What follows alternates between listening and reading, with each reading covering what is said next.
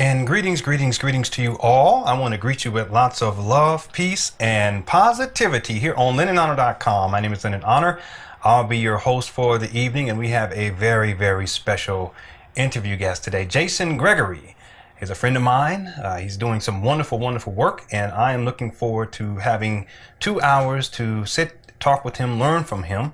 And I want to thank all of you all for tuning on in. The chat room is already halfway full. And I'm sure that we're going to get close to max capacity. And I appreciate everyone who's been sharing on Facebook and on Twitter to help get the word out. And we want to support those who are doing wonderful work. And Jason is definitely doing some wonderful work. Before we get into the show, I'd like to give you all just a couple of announcements, and then I'll read his bio, and then we're going to have a wonderful conversation here today. First thing first, I want to let everyone know, if you're in the chat room, if you have any questions during the show, click on my name, Lenon Honor, and send me a private message, and I'll ask Jason your question, and we'll get an answer on air. There's also a call-in number. If we have time to take some phone calls, we'll do that as well. If you look to the right of this page, on the right-hand side of this page, all the call-in information is listed there. I should also mention that if you're listening to this in the archive, you won't be able to call in. But for those of you who are here live, I encourage you to call in. If you have any questions for Jason, you can call on in and ask those questions on air live. I also want to thank everyone who has been supportive of this particular radio series dealing with all of our interview guests. We've had some phenomenal interview guests, including Bob Tuskin, Ralph Smart, Ken Burrows, Siddiqui Bakari, Sonia Barrett, James Singer, Aaron Franz, Dr. B. Sirius, Enwina Kai, Divine Bailey, Stephanie Asig, Radia Nunez, Santos Bonacci, Jacqueline Harris, Alan Savory, Freeman Fly, Sky Juice, India Camiel, Janice Barcelo, Dr. B. Sirius, Gerard Anthony, Dan McDonald, and Tahuti Ma'at Ra. Of course, this evening we have Jason Gregory. Later on this month, actually tomorrow, we have Dwayne McCurley. He's going to be talking about diabetes. So if you're into health and wellness, you want to come and listen to that show. We also have Mark Passio next week, and we also have Mary Toko next week. Later on this month, we have Jackie Woods, and we have other folks scheduled as well. I want to encourage all of you to sign up to my email list, which is listed in the upper right-hand corner of the page. If you're not on my email list yet, you want to go ahead and click on, or just go ahead and scroll up a little bit up to the upper right-hand corner, type in your email address, click a button, and that's that. I send out an email every single Friday to let people know of all the upcoming shows, radio interview guests, etc. So I send one out today to let people know Jason is going to be here today. Okay, so sign up to my email list, and I can keep you updated on everything that's going on. I'm also on Facebook, and I update with a lot of information there. I'm under Lenon Honor. I also have a Facebook fan page. If you look to the right of the chat room, it's listed there as well. And I also have a calendar listed on LenonHonor.com and LenonHonorFilms.com. So if you want to just real quickly go on over to Lenon Honor Films when you have some time throughout the day, or LenonHonor.com, and look at the calendar to give you an idea of what's coming up for that day, or for that week, or for that month. Okay? All right, one last thing. I want to encourage you also to sign up as a premium member here on LenonHonor.com. As a premium member, you gain access to over 80 podcasts, over 60 archive videos, 4 lectures for women, 5 lectures for men. Also, there's a radio show archive, recent radio interviews, and special guest interviews, the full archive to the special guest interviews. And so you can sign up as a premium member. If you scroll up and look at the navigation bar, there's a highlighted link there. It's like a lightish bluish color. Kind of, sort of.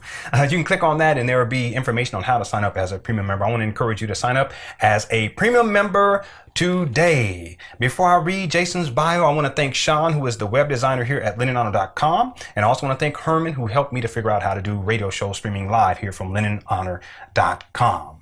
Okay, all right, let's go on into the show. I'm excited, and I want to thank you all again for tuning on, and I do appreciate your presence. Jason Gregory, for years, has been a researcher in the field of suppressed history, esoteric knowledge, and the origins of humanity. Growing up his whole life within the comforts of the West, he chose to live a more humble existence in the land of Asia. Jason's life in the East naturally moved him into the exploration of consciousness and the world within. Beautiful. In this journey, he was profoundly influenced by the philosophies of Vedanta, Buddhism, Hermeticism, depth psychology, the occult, and the way of the Tao, which are all reflected into his writings. Bestowed with this knowledge, Jason continues to focus his energy on one's self-realization in the spirit of evolving creation while dismantling the illusion of separation. Wow. His website is www.oneworldwithin.com. That's www.oneworldwithin.com. He's on Facebook under Jason Gregory, One World Within. He also has a YouTube account, One World Within.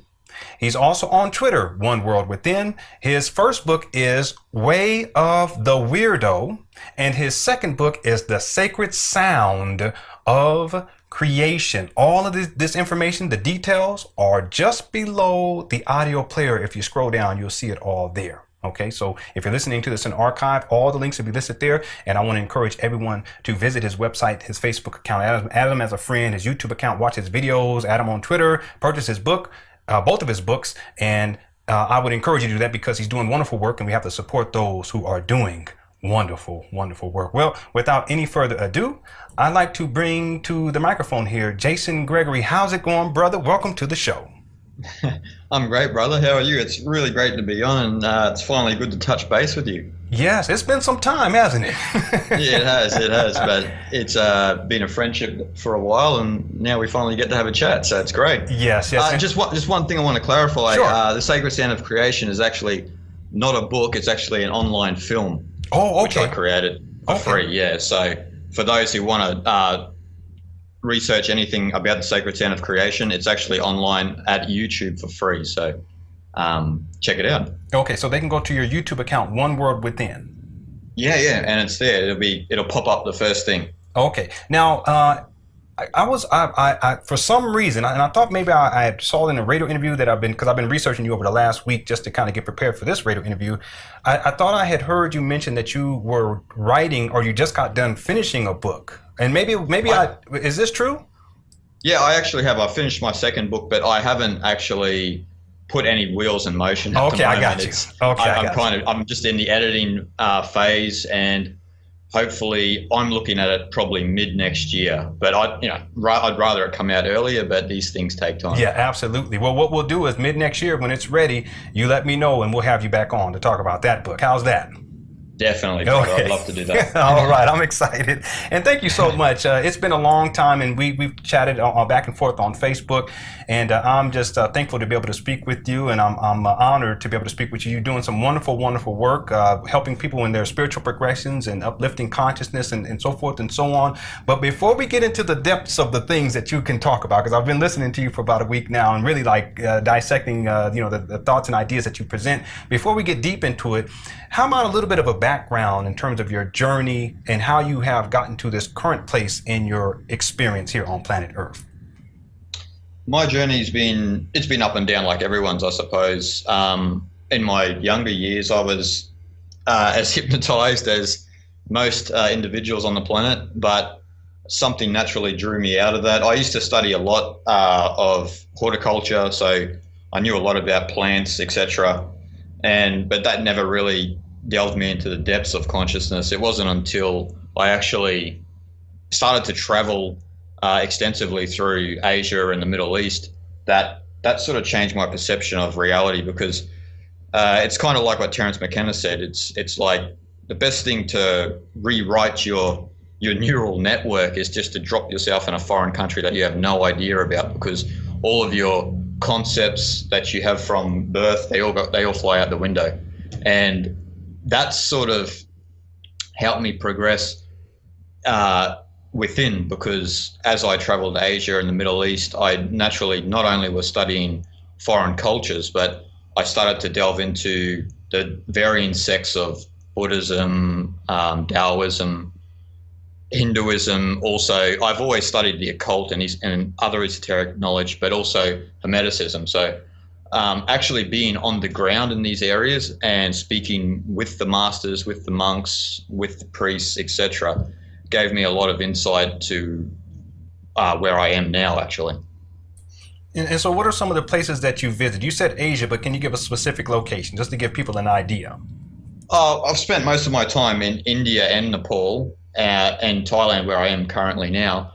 But I have visited Myanmar, also in the Middle East, Egypt, Jordan, and Syria.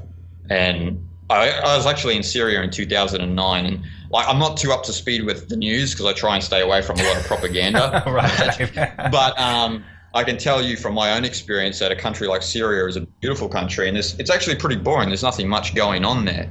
But I don't know a lot of what they're spreading at the moment, but I can tell you from my own experience, those sort of countries are pretty peaceful places. Yeah, of course. Now, you listen to mainstream media, and they'll tell you something totally different. Totally different. Yeah. I got plenty of stories, Lenon, when I was actually in Syria, and I would have people from Australia and the US say to me, "It's like this there, and it's like that there," and it's like, but I'm actually here. Yes. And I don't know what you're seeing, but I'm actually in this country, and none of that's happening. So. Yes. It's up to the individual to make their mind up, isn't it? So. Yes, hopefully, but as you know, when you're dealing with media manipulation, sometimes people's minds are made up for them.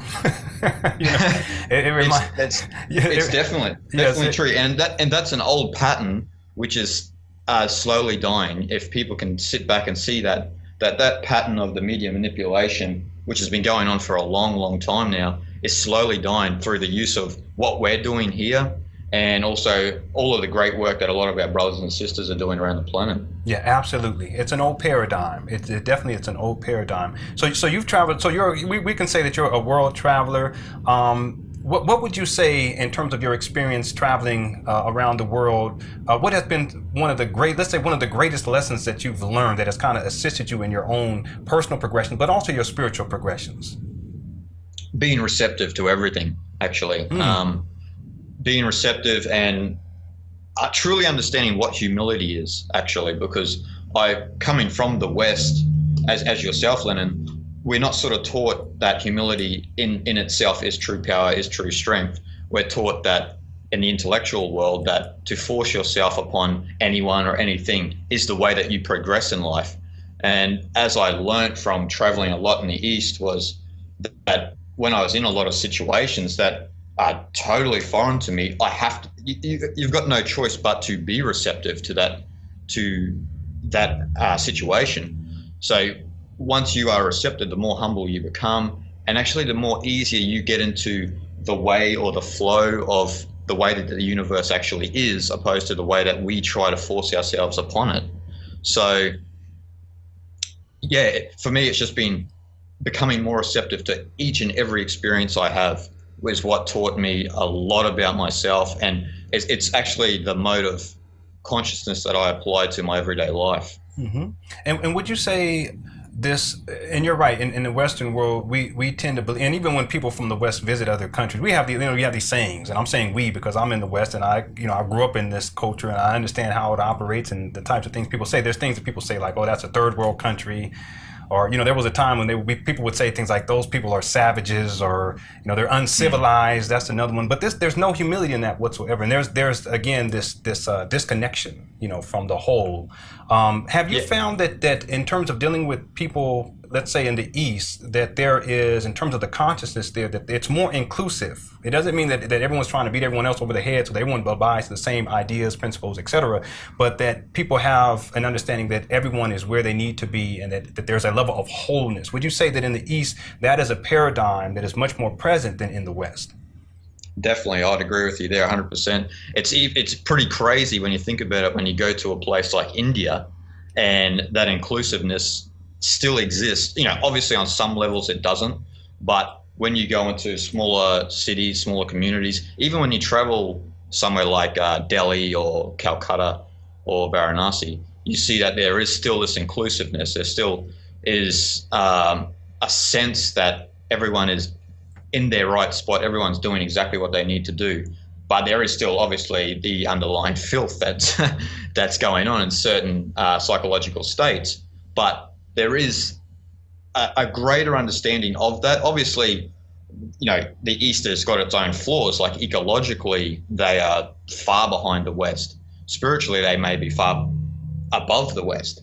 But this is a new paradigm, a new pattern that's emerging, where the West and the East are starting to learn different traits from each other, where hopefully the East can learn a lot more ecological values in life, that it's not okay to pollute the earth, etc.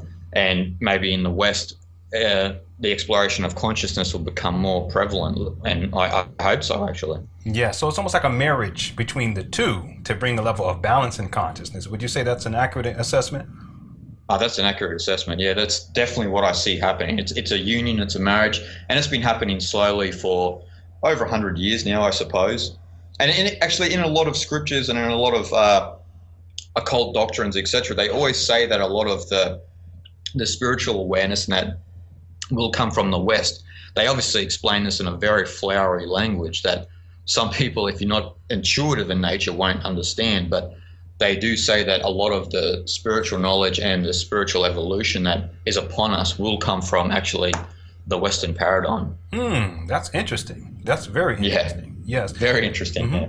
Now, you gave reference to the language of the East. I mean, there's different folk that we can probably bring up, and people, writers from, ancient, we can even say ancient writings from the East, and the translations of those writings. It often has a poetic type of quality. Then when you get into like philosophy of the West, it's not so poetic. so there's this creative dynamic, this expressive kind of dynamic that's present in the writings of the East. Do you have any idea why that? Because you're a writer. Do you have an idea why that is the case? Like someone like Khalil Gibran and how he writes compared to like someone in the West. I don't want to throw any names out there because I don't want to throw anyone under the bus. But you understand what I'm saying? Do you have any idea why that is the case? I have a few ideas. I think it begins actually with the language. So when we look into older dialects, etc., but even when we look into shamanic cultures, the way that they the way that they still see the universe is it's cyclical in nature. Things emerge. There are patterns in the universe. We are not actually strung out in a linear fashion. Now, this extends into the psychology of the individual. Now, you and I, Lenon, have been taught in a linear fashion. So we think linear. So even when we write a book, we sort of go through a process of writing from a beginning to an end instead of just intuitively trying to get into some different sort of state where patterns emerge actually in your writing.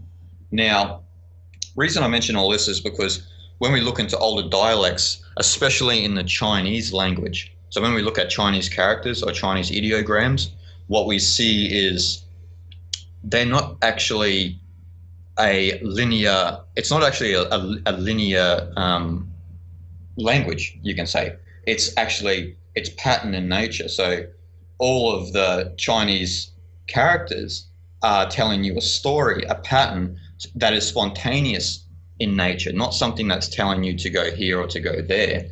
It's telling you a certain story. So what's happened since we've had the English language? Now, I'm not saying there's anything wrong with the English language, but the English language is an alphabet, and it's strung out in a linear fashion, and it teaches you in the intellectual brain that to go out in a linear fashion. It doesn't teach you sort of how the universe actually is and operates. Now, this sort of topic can get very deep because we can talk about is the universe created from without as a creator? So as, say a God is creating the universe, or is the universe actually grown from within to the without, like how a flower blooms? Now, when we look at consciousness, how does consciousness expand? Does it expand from external sources, or does it expand from within you to without? Now, I'm sure you'd know, Lenon, that it's from the within to the without. It's not from you're not building yourself from without to become a bigger person. You're building yourself within to become a more humble and gracious human being. Now these are the key implements on why we think the way we think, because we're in a linear mode of consciousness, which is not natural to the universe. Now, it's interesting because everything that we have in the universe, we are trying to heal, or we are trying to bring justice to certain people, but we're doing it in a linear fashion. We're not stepping back out of the detail of reality and saying, hold on, these are patterns, actually old patterns that are dying, and new patterns are emerging when you can see from a distance.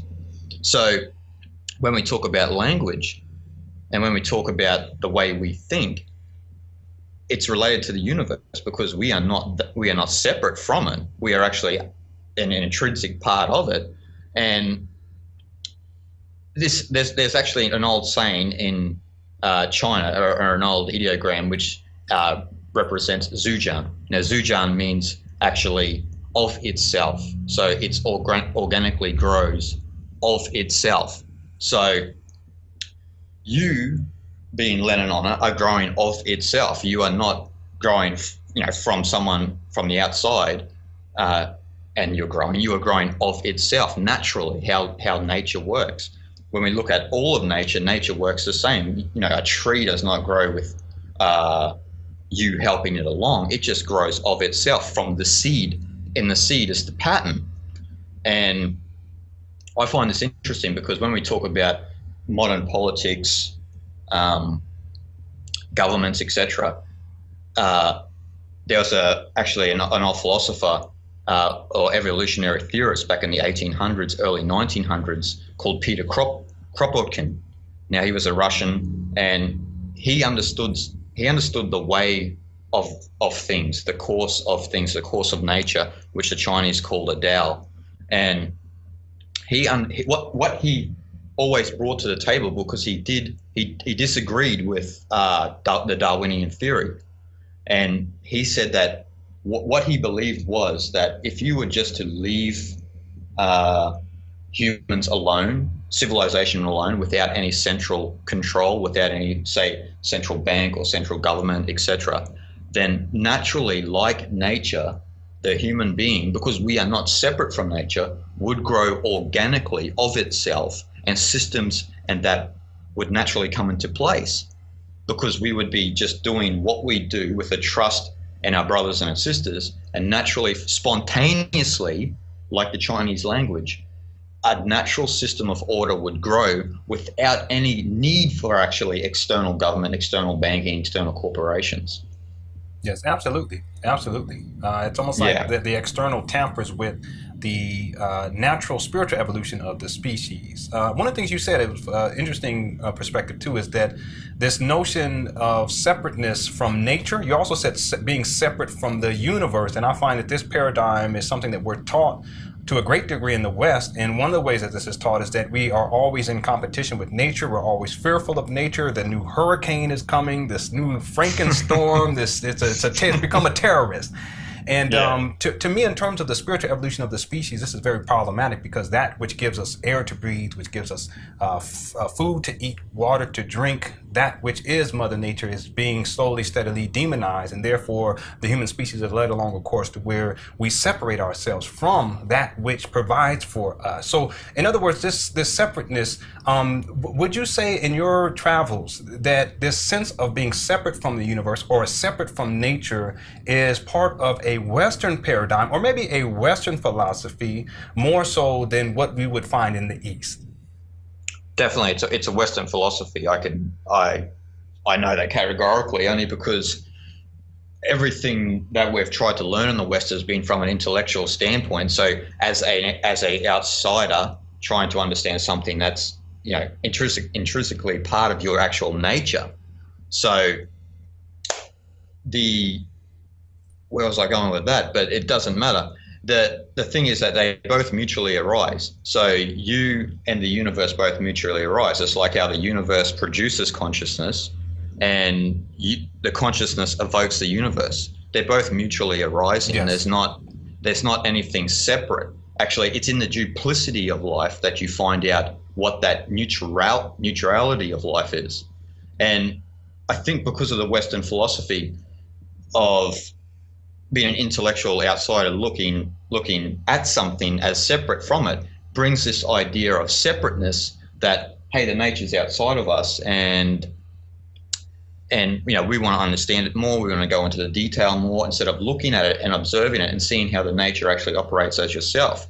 But because we have this separate idea, it comes again from the linear thinking about how is the universe created? Is it spontaneous? Or is it sequential? And so, because we have this idea that it's created, and for some reason we're a random act that we just ended up here, we have this idea of lording it over nature then, because we see it as something separate from us.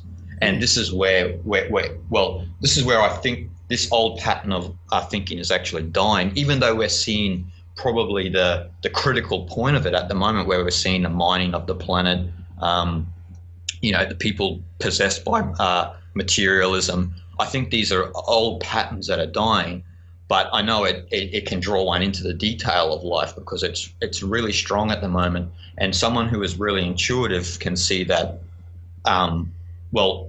it's only that linear thinking that sets us apart from nature, because we're not thinking spontaneously. We're not thinking in the flow of the universe, which is called, Brahman in Vedanta, or Tao in Chinese. It's, we are slowly, yourself and many others in the world are starting to realize that, hold on, there's actually more at play here. The universe is spontaneous, because my experience is happening that way. Mm-hmm. And it's pretty fundamental. Like a child knows this, actually. That's true. That a child knows this. They know that fundamentally everything is happening spontaneously. Now, I often have a bit of a chuckle when I see, governments or presidents or corporations that they have these strategic plans, etc., for 5 years, and it's like, wow, like you are putting yourself against the universe. That's right. And it's a battle you're not going to win. You're not going to win. You can't map out you can map out little things like this interview you and I are creating, but apart from this, you can't think a year's time from now. Like tomorrow is enough to get through. That is so true. And governments are trying to plan, for the next 4 years for a whole populace. Yeah. And it is not going to work. It is not going to work. And it's kind of hysterical, but they themselves are stuck in that linear mode of consciousness, where they think that somehow they're separate from the universe. So since we're separate, we're going to impose our will over it. Now that's for me, it's a joke. But for those who are stuck in that sort of linear mode of consciousness, think that they can bend the universe to their own will. So, good luck to them. Yes. And we just had a presidential elections, and I can tell you here in the United States of America, the degree of media manipulation and having people buy into these levels of illusion. And one of them happens to be that somehow there is some force out there, or some man out there is going to solve all your problems and going to do it in a linear fashion over the next 4 years. It's just not going to happen. And of course, it's not happening. Yeah, it hasn't. It hasn't, and it's not going to happen. And the thing is that when I say that for people listening in, I say that with a level of humility, because I've been there, but also to recognize that, reality is not one thing. Reality is many different things, and whatever someone abides to at that current point in their life, that's okay, as long as they continue to progress beyond whatever paradigm they're experiencing. And I wanted to ask, speaking of reality, because your book, your first book, Way of the Weirdo, and I've listened to several interviews where you spoke about it, and you spoke about how this term weirdo, you put it in context, because some people might hear it and say, what? But then you put it in context. And what I gathered from your explanation is that some of us, we experience these collective realities, but then there are times in our lives where something may happen. We may have an experience, we may have a revelation, we may come into a level of spiritual illumination to where we realize that the nature of that reality that we were previously experiencing was not completely true, and that we had to move beyond it as a paradigm and embrace a new reality. And I want to ask you, was there any experience or experiences in your life that caused you to question that particular nature of reality, where you may have been in at a certain point in your life, but then one day you said, wait a minute, there's more to it? Was there a particular experience or experiences that you can reflect back on? Definitely. I would say being involved, I talk about it a little bit sometimes, but being involved with the 9/11 truth movement. Oh, yes. Mm-hmm. Where I had a lot of experiences, and I was heavily into speaking about 9/11 a lot, but then as the years progressed and as I was traveling a lot, I realized that in itself was only a stepping stone. Absolutely. And there was this, and as you know, Lenon, there's so much more than even just the superficial value of what 9/11 is. But again, when you talk about allocating your own attention into certain things, letting your own consciousness grow into a different way, these things, I'm not saying there's anything wrong if you're in the 9/11 truth movement, but if you are seeking, higher truth or whatever that word may be, then, fighting the government and fighting, trying to, bring to justice those who did 9/11 will only get you so far. It's not going to bring you freedom or liberation in the truest sense of the word. It may give you a psychological appeasement because you've actually achieved something, but it can only get you to a certain level. And I've been calling this lately the difference between the warrior and the sage's mode of perception or mode of being. Because the reason I say that is because it correlates with the involution and the evolution of consciousness. Now, to say what I mean by that is it's either someone is caught into the detail of reality, so they're either caught in political scams or 9/11 was an inside job, etc., which is like there is no right or wrong actually in the universe when you understand what consciousness truly is. So a warrior's mode of perception is just caught into the detail. Now, usually they're fighting a lot. Their role, actually, their play of consciousness is to fight an old pattern or a dying pattern, but actually, in some sense, they're contributing to the longevity of that pattern. Yeah, absolutely. You must know this too, Lenon. Instead of walking away from it and just going, look, I know that's actually happening, but what am I going to do to bring about this new pattern that's unfolding? Because we can only fight it for so long. And a lot of people who are in a warrior's mode of consciousness always say that they associate this with a revolution in consciousness. And I often have a little chuckle because I think that's not actually the revolution in consciousness that all of the masters were talking about. They're talking about the dissolving of the psychological I of that individual who has contributed actually to 9/11 being an inside job. Because we all, in a sense, have unconsciously contributed to that. That's true. Yes. Because we've been built in a conditioned way. So you think from a conditioned point of view that you're American, that you're a black male, and I think I'm an Australian, I'm a white male. So we have all these ridiculous borders. So we should not be surprised that there was a 9/11 and that it was an inside job. But for the consciousness to truly grow, as the steps unfold within an individual, which is natural with everybody, as you begin to ascend the level or ascend within yourself more and more, you will see that that's only a particular detail of reality. But as soon as you take further and further steps back, you'll actually see that there's the patterns of reality, there's certain harmonies playing out. Now, this is why a lot of people confuse what a sage actually says, because a sage will say, what he sees from above is that even with all of that chaos down there amongst the city and the wars, etc., from a higher perspective, there's actually a harmony playing out. That is true on one level, but being the West, being the way that we are, we think in a linear mode, so we usually think everything's love and light, like that. We often we often misinterpret what a sage says, because he's not saying that there isn't war and injustice happening. He knows there is, but from where he sits within himself, he can just see that there is a harmony playing out. That's an old pattern that's dying. It's dying out.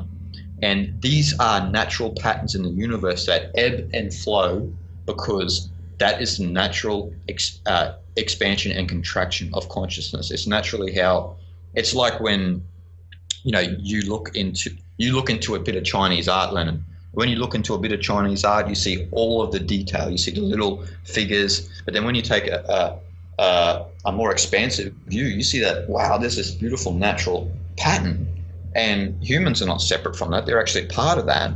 So they're part of that nature, actually, in some sort of chaos, but at the same time, there's an order playing out. And again, people can misinterpret this and think that I'm justifying, war atrocities around the world. I'm not at all. It's just these are different modes of perception. And it's not to say that anyone should think that this has got anything to do with love and light, because a lot of people around the world, again, like what I said, misinterpret this and put this into sort of an inauthentic spiritual approach to life, where you have a lot of cafe latte spiritualists. They go and have their Starbucks coffee and they talk about these certain things, but they don't really assimilate that within them, because the way that consciousness works, which is what I mentioned in my film, The Sacred Sound of Creation. I've mentioned this thing called the evolution of perception, where as you begin to ascend within yourself, then you start to, your consciousness begins to expand. As it expands, as the universe expands, you see greater harmonies playing out,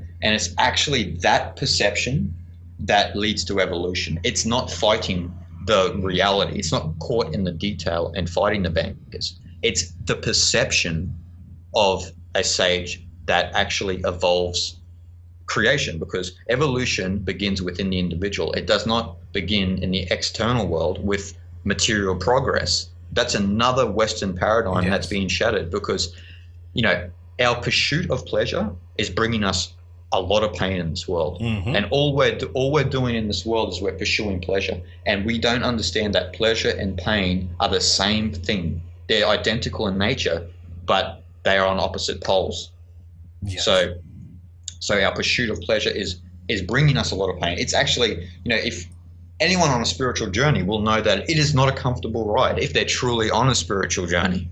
But those who are on an inauthentic spiritual journey will just be saying, I'm spiritual, now I just want a big TV, a big couch, and and then just float off into the cosmos. That's not how the universe is, and that's not how it works. So I know a lot of those concepts, like the evolution of perception, that are difficult to go into in a 2-hour interview, but that is the consciousness that evolves the universe. That's because that consciousness evokes the universe and transforms it, actually, but not in a way that you're imposing your will over it, but because you are mutually arising and resonating on that level. The difference is with a warrior's mode of perception is they're just caught in the detail of reality, and they think that that's contributing to the evolution of the species, when it's not. It's only contributing to that chaotic bit of noise in that particular environment. Yes, absolutely. Now, you said, just to go back here, because I want to get this, I'm taking a bit of notes here. You said that the warrior mode of consciousness is focused on the details. If that's the case, then the sage mode of consciousness, what is its primary focus? Whoa. On the source of all life. It's on understanding, I suppose, the way the cosmos is, not the way that not the intellectual standpoint of what we think of the cosmos. They are trying to understand how they are themselves part of all of this, not just part of the nice cheesecake we had on the Sunday afternoon. How we are all part of this, the atrocities in Gaza, the atrocities in Syria. How am I part of this? And then it's their perception of it that says, wow, like the expansiveness opens up within them. It's not saying that a sage is a non-compassionate person. They've got a lot of compassion, but they don't see death and birth as two separate things. They see things like in nature. When we see nature, what do we see? We see trees rise and fall, oceans rise and fall, humans rise and fall. Now, this is what they see. They see an individual as a wave, the consciousness as the ocean. So this is why there's an old saying, actually, that when a sage attends a funeral, he doesn't cry. Now, again, it doesn't mean he's not compassionate. It means that he knows that actually that individual has gone nowhere. They've gone back to the source of all life. It's, the physical body is disintegrating, but what do we actually love? Do we love the physical body, or do we love the consciousness that dwells within that? I see. So, and sorry, Lenon, but like the sage's consciousness, it does. It does expand much more than that, than what I can explain, but it's just understanding the way that you are not separate from the universe, the way that you are actually of the universe. You are that microcosmic aspect of the universe. There's no difference between you. What is happening within you right now is a process. That's what's happening without in the universe. There's no difference in that. And it's just resonating with that higher perspective that, hey, hold on, I can see that these are just all harmonies playing out in life. It's a rise and fall. This pattern that we have of a tyrannical elite on the planet is a pattern that is rising and falling. They're not caught in the detail because they know that as soon as you oppose it, the more you perpetuate its longevity. Yeah. And I know this is hard for a lot of people to understand, but just think about it this way. If all of us who were a bit more aware of people who run the world or the frivolous nonsense on the planet, if we were to all say, look, let's just focus our attention on something else, let's just walk away from what that is, then things would change pretty quick. The problem is, you know, we still live in that dying pattern where money still exists. You know, we still have the idea of you and I are separate, Lenon. And this is one of the key things about a sage's perception is when they look out into reality, they do not see definite forms. They do not actually see things as things. Now, this is hard for a lot of people to understand, but this is a heavy Indian and Chinese philosophy where you look, and when you look into nature, nature is interdependent. Now, because it's interdependent, that means it can only be the one thing. It can only be one organism. The problem with the linear mind and the intellectual mind is we look at things and we give them form. The reason why? Because we think in a linear fashion. We do not let the thoughts arise naturally, which actually in occult science is called thought organisms. That's natural thoughts arising, and so that they're in more of a patterned way of progressing. But we're taught in a linear fashion. So that means that our conditioning is obviously first and foremost. And then that means that tree is a tree, that tree is separate from that other tree, that human is separate from that dog. But what a sage sees is he just sees waves cresting and crashing, rising and crashing. That's all he sees. He sees that one ocean moving through. And this is why the ancient sage Shangzu, he said, you know, only for the people who are intuitive can understand this, but he could see the infinite in all things. Not the other way around. He couldn't see infinite things. He could see the infinite in all things. So that means he could see that force or that Brahman or Tao or Sunya, the void, which is Sanskrit and Buddhism, is playing out actually in all things, but we don't see it that way because we're caught in the detail. Yes. And it's interesting because when one sees the details, that is when they separate themselves from that which they see. That's exactly when the separation happens. And yes, go ahead. I'm sorry, go ahead.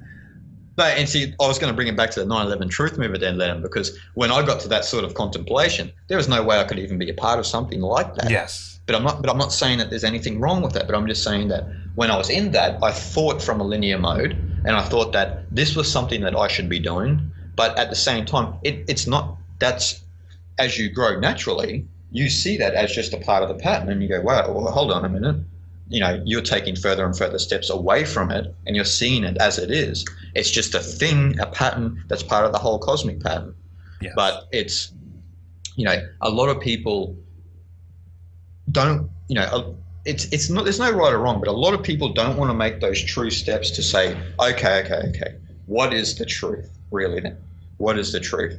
And then when you get into speak to a sage or you understand the psyche of a sage, they will say that, are you still seeing forms in nature? Are you still seeing forms in reality? You know, astrologists know this, that each planet is codependent, you know, is interdependent, and it affects the consciousness. You know, it's in everything. It's in the divination arts of antiquity through the tarot, the Kabbalah. It's in everything. It's, you know, but again, even a Kabbalist or someone who was into the tarot can be caught, you know, into the depths of the detail rather than using those sort of tools to step back and say, now my consciousness is starting to resonate on that high level, on the higher octave, you could say. But it's, you know, it's not for everyone. And this is what a lot of people in the conspiratorial movement and in the new blooming of the spiritual movement always want other people to resonate with what they're saying, with what they're doing. And this is a massive mistake. Again, you're caught in the detail of reality. The thing is, not everyone can know the depths of what Lenon Honor knows right now, because you're on your own journey. And likewise with me, likewise with the garbage man down the street. Anybody else. Yeah. Anybody else, and the problem is, especially in these conspiratorial and these spiritual movements, is we want everyone else to know exactly what we know. And it's like, hold the phone. They cannot have your experience here. That's right. They cannot have your experience. You can drop a few seeds and you can hope that pattern blooms within them. But if it doesn't, don't worry about that. Keep progressing. You don't want to get caught in the detail. Keep progressing, because the evolution of perception is what is going to grow, is what's going to evolve the human species into whatever it can, be. Yes, and it's we can. Oh, I'm sorry. Go ahead. No, I was going to say we cannot say what that will be, because we're still where we are at the moment. Yes, and one thing I just want to say to piggyback on what you had said was when people do, because I've seen this, and I've actually done this myself, so it's not like I can say other people do this, but I don't. No, I mean, I've done this, and especially when I was into the conspiratorial information, and I've done documentary works on that, and I'm well known for that kind of stuff. But I used to do this, and that was when I would look at other people and try to, I'm going to wake them up. It's my job. But it's like you're saying, I was focused in on the details, right? That's the warrior mode of consciousness. I was focusing on the details, and part of it was that I recognized that someone didn't know something that I thought was true. That was the detail, and right off the bat there's a separation, because now I separate them from me. They're outside of me. I'm here, and then on some level I feel like I'm in a position, because I know something about September 11th that they don't know. I'm in the position to now change their reality so that it fits within my construct of what reality is. And this again goes back to what you were saying. There is this warrior mode of consciousness, and then there's this sage mode of consciousness. And what I gather from this, the difference is that the warrior is always focused on the details and operates from a scope of separation, but the sage looks for the source of the details. So it looks for the pattern that emerges, that if you can look at from afar you can see, but not when you're looking at the details. When you're up close you can't see, and when you're looking from afar you can take a holistic perspective on things. And like you were saying, that doesn't mean that somehow you absolve anyone from any damage that they're doing on the planet, Illuminati, secret societies, what have you. Okay, that's not the point. But the idea is that if you can step back far enough, you realize that it's all part of the whole, and there's no separation.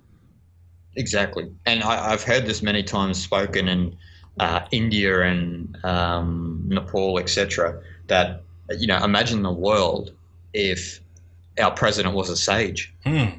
If they weren't coming from a warrior's mode of consciousness, because to be honest, any leader of a country has a warrior's mode of consciousness. They would not, bomb Yemen 1 hour after they were elected. It just would not happen. But imagine if we had a sage's mode of perception in the White House.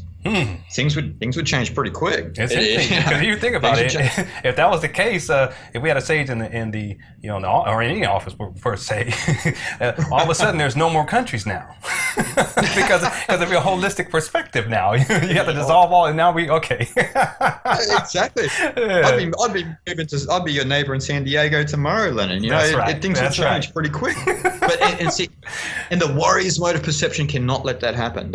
Only because that they don't see that there's any benefit actually in that, and that's how diluted the warrior's mode of perception can be. Yes. But we're working through our own process here collectively, and I believe that this old pattern. I actually believe religions, countries, the idea of sexuality, different sexes, different races, etc. These are old paradigms that are dying. I believe that. These are traditions that we've had for thousands of years, and if the universe is true, and things like in China, like Zhujian, it arises spontaneously, these old paradigms should naturally die, because they're from a linear point of view, actually. So, it's like a construct of governments, politics, anything like that, a religious institution. An organized religious institution, I should say, that they're sort of a linear progression. So they're not really natural in the truest sense, because they don't come from a patterned recognition of the universe, a spontaneous recognition of the universe. So I believe these are traditions, even the more pure traditions of Buddhism and Taoism, like these, even though they're great spiritual paths, we will evolve even past them. Yes, absolutely.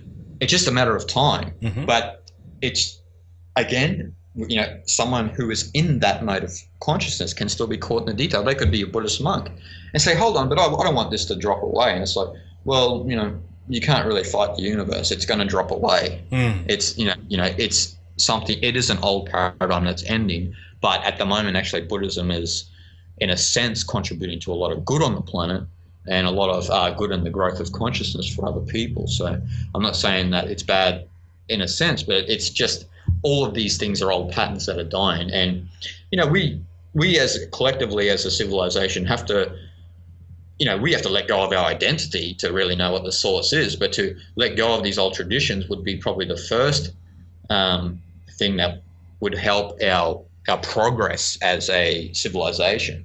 And then we could first of all, we should concentrate on yourself, and then these other ones would naturally dissolve, I suppose. Yes, and that goes back to what you said earlier. It's the internal workings that we deal with in the first place, and then you materialize in the external. Speaking of the internal and external, because I think we can tie this, and this is a wonderful question in the chat room from Guy. Peace to everybody. My question is, could it be possible that we are sustained without as opposed to within? I say this because there has to be a source outside that sustains the seed. The seed can't grow without the sun and water outside of itself. So that's the question. But I want to say this before you answer. Is it true that the seed is outside of the sun and water, or are they part of the whole? So I think it's a different way of looking at it. But go ahead, Jason. Can you address that? It's beautiful that question came up, because I was going to get into that actually in a past question you asked. But as I mentioned before, the universe produces consciousness, and consciousness evokes the universe. So what you have actually is a mutual arising. Yes. So it's not really, I get a lot into this in my new book. I wish I could give you the title, but I don't want to give anything away just yet. I was going to ask earlier.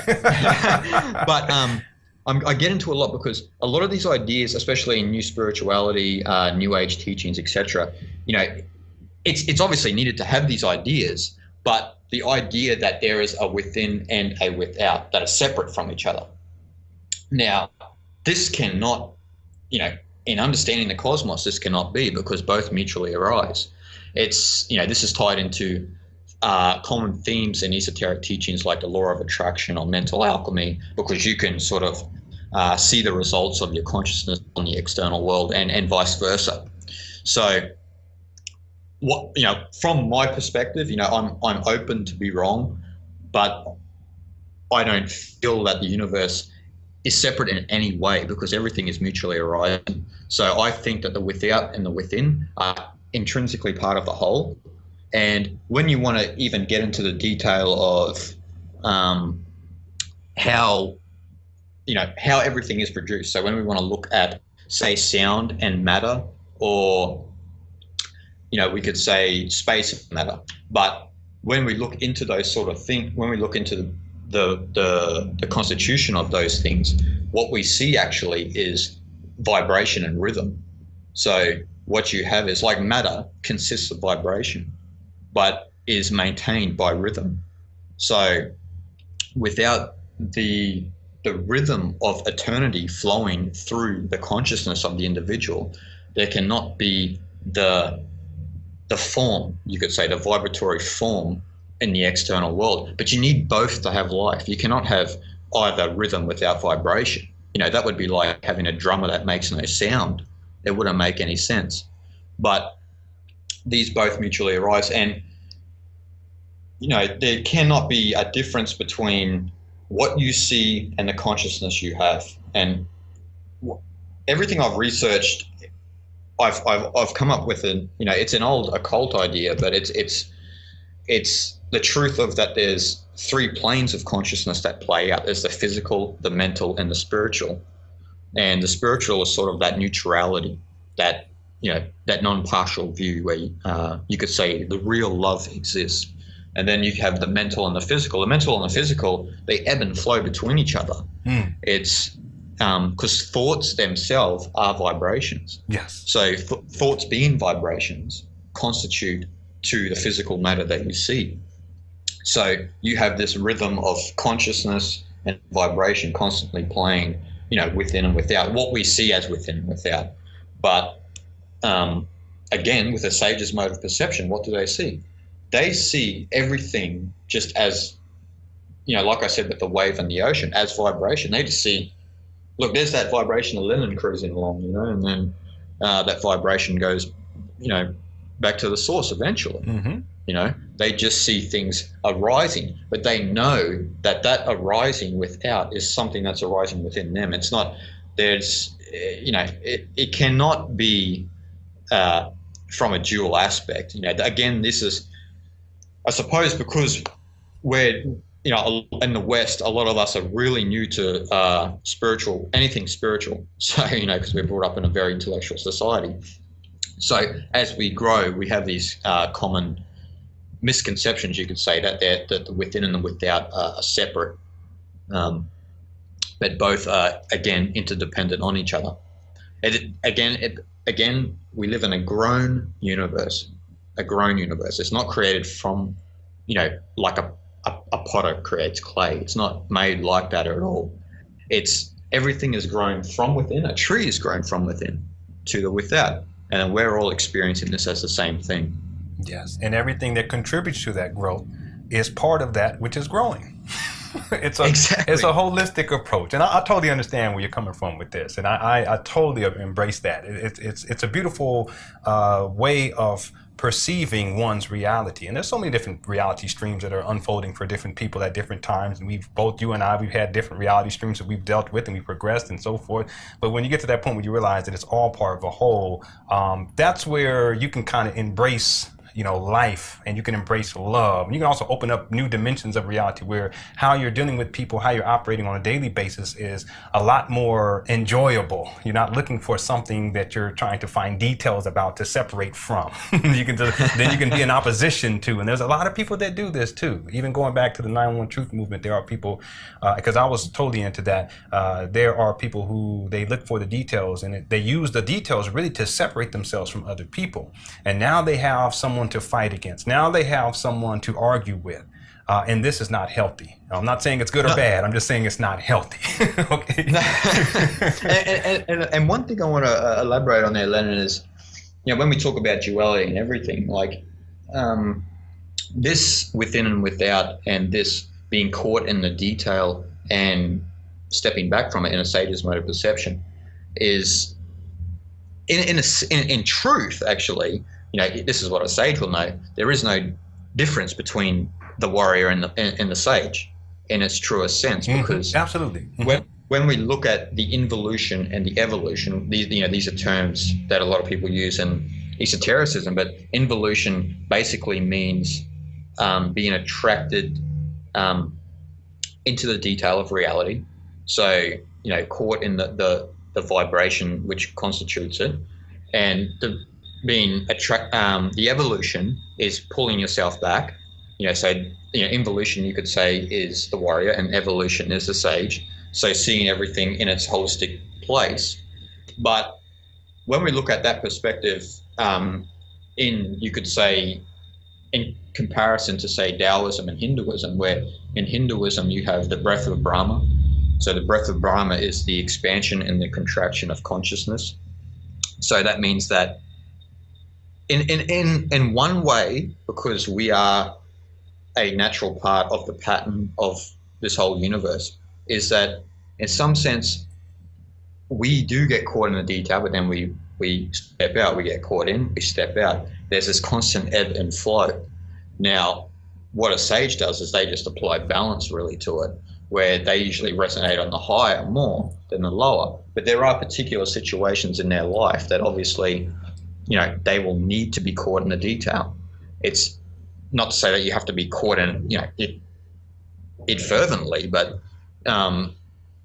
they do, they might have a bill to pay or something like that, something frivolous. But the way that the universe is it's ebbing and flowing all the time. So, and that's the consciousness ebbing and flowing. So, like you said, you might get, and I know this about myself too, that there will be a particular detail that I'll get caught into, but then I'll know, hey, well, that's just that's just what it is. Step back, and everything's okay. Like you mentioned, with the with the presidential elections, you know what I mean? Like, a lot of people were caught in the detail of that, but it's over now, and you can sort of step back and that's right. And you can sort of step back and see what's happening. And a lot of these, and why I mentioned in Taoism, and I should say in Buddhism as well, because we have the knowledge of the Sanskrit words nirvana and samsara. I'm sure you're familiar with those, Lenon. Mm-hmm. But the duplicity of this universe, which is what your caller was talking about, the mutual arising of the within and the without, you cannot, this is fundamental sort of in depth Buddhism and Taoism. You cannot have nirvana without samsara. Samsara being the wheel of death and life, being caught in the detail of reality, bound to physical existence. But you cannot have nirvana without that, and vice versa. You cannot have samsara without nirvana.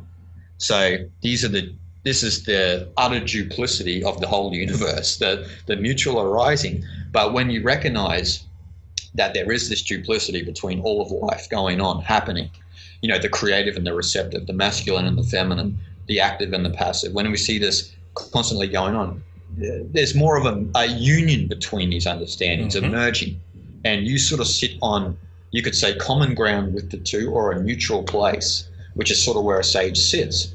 And this is the whole understanding the depth of our own being, the source of being, because the source of being, a lot of people call it God or Brahman or Tao or void. The source of being has not an intellectual perspective on life. They don't think that, America should be blessed or Australia should be blessed. They keep balance. It's all about balance. It's, there's a balance between the yin and yang polarities of the universe. So the masculine and the feminine principles, the creative and the receptive principles of the cosmos.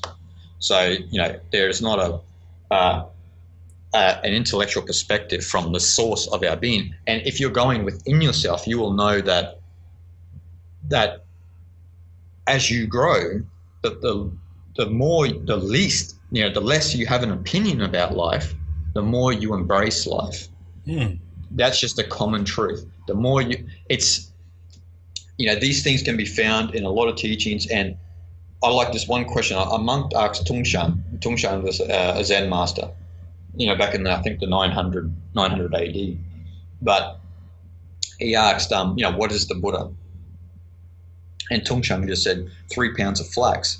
Now, that may mean nothing, really. Like, he might just be, he might have been weighing flax at that time, and sort of explaining the spontaneous nature of the universe, that which is Buddha.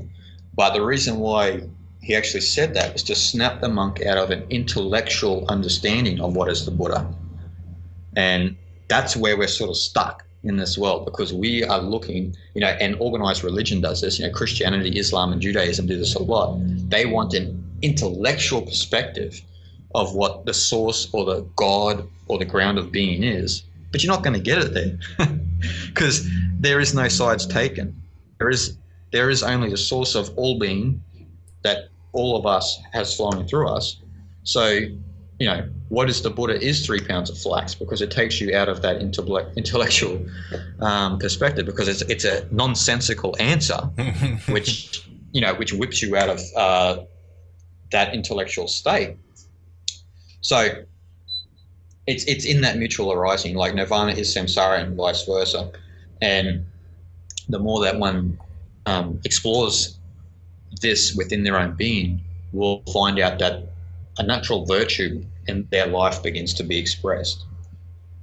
Absolutely. Now, in the second half of the show, I want to talk a little bit about your book. Also want to have you answer some more of the questions that we've got in through the chat room. Everyone, you've been listening to Jason Gregory here on LenonHonor.com. My name is Lenon Honor, and today is November 9th, 2012, and we want to thank everyone for tuning on in, and thank everyone inside of the chat room. Also, all y'all who are asking questions in the chat room, thank you so very much. One of the questions we got, Jason, was, it's not a question as much, but is there a release date for the new book? Do you happen to have a release date that you can share with us?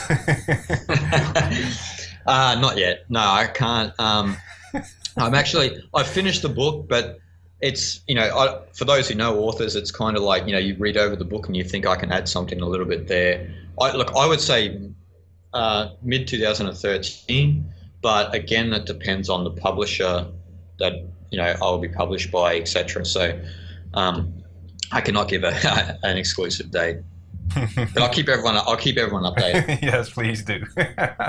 Now, there was also another question that went back to something that you were talking about earlier. And so if you can recall, she had asked, this is a friend of mine, she had asked, Jason, do you feel these so-called authentic or inauthentic spiritualists do this because they cannot face their own life, or why do you think so? And I asked her, well, what do you mean by do this? And she said he was talking earlier about these unauthentic spiritualists posing as the real deal, but only in words and not in action. So in other words, they hadn't internalized what they had been saying. So where does he think that mentality stems from? Is it a form of denial of a particular reality? Yeah, I'd say so. A lot of the New Age sort of, I don't like to use New Age, I like to use inauthentic, but the inauthentic spiritual knowledge or whatever is out there these days, which is kind of love and light and sounds nice, appeasing to the intellect, usually allows the person into a certain state of passivity, you could say. Yes, I agree. So, so they kind of, the worst thing about this is they're ignoring deeper, darker aspects of their own being. They're not really looking into that unconscious within them. They're not looking into they're not even dissolving any of their conditioning, which I find disturbing in a sense, because you cannot talk about God or spirituality or consciousness if you are not taking the steps to dissolve that which you have borrowed from the external world, because they're phantoms.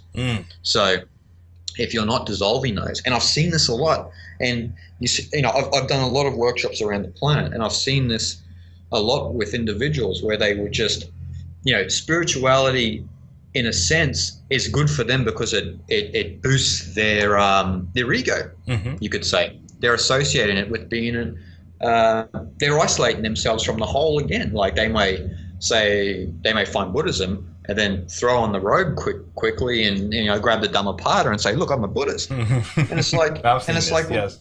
Yeah, I've seen plenty of that. And it's like, well, have you really assimilated the teachings? Is the first thing I ask them. Because if you have assimilated the teachings, you wouldn't be wearing the robe. You might have a Dhammapada, who knows? But all of these things will have fell away from you. So, the Buddha was not teaching Buddhism. Jesus was not teaching Christianity. We all commonly know this. But there is a lot of denial, I would say, in the inauthentic spirituality. And there's a lot of misleading information too, because I think that, when we hear, because, a lot of the Eastern philosophy is only about 100 years old in the West. So, I mean, in the mainstream sense. So when people hear things like dimensions or levels or planes, we take this cosmological sense of it, and we give them angelic qualities outside of ourselves, and this is a massive mistake, because when the Eastern philosophy, when they're talking about levels or dimensions, they're talking about within your own being. That's right. And I've seen many around the planet who have come from that place. They actually think on the 21st of December this year that a group of angelic beings are going to come down and save the human race, as if we need to be saved. Right. Because we don't need to be saved. The individual needs to work on themselves. That's all. I don't even want to say the individual needs to be saved. They need to work on themselves. So I guess the inauthentic spirituality is just a way of pointing your attention away from within yourself. So you are just continually denying aspects of yourself, because for me, I don't feel the need to go to Starbucks and have a massive cafe latte and project on people how spiritual I am. For starters, I don't drink coffee and I don't like Starbucks. So, but you've had to internalize something in order for you to have that perception. In other words, you know that it's probably not healthy for you. So you've internalized that lesson. Therefore, you're not going to go to do that. It reminds me of, even in the quote unquote yoga communities, there are people who it's all about who has the best yoga mat and who is dressed the best. And in many cases, whose attire is showing the most amount of skin. It's who's the sexiest inside of the yoga class. You see, and so in other words, as you were saying, it's almost like people focusing on the details, but not the source of the details. In other words, not dealing with what is it within them that will cause them to turn something that can transform their lives in a good way and transform it and use it to where it becomes something that's ultimately less than what it could have been. In other words, now instead of working on one's internal condition through yoga, meditation, breathing exercises, now it is a stage show to where it's about your attire, how you dress. Are you sexy? Now, who has the best yoga mat?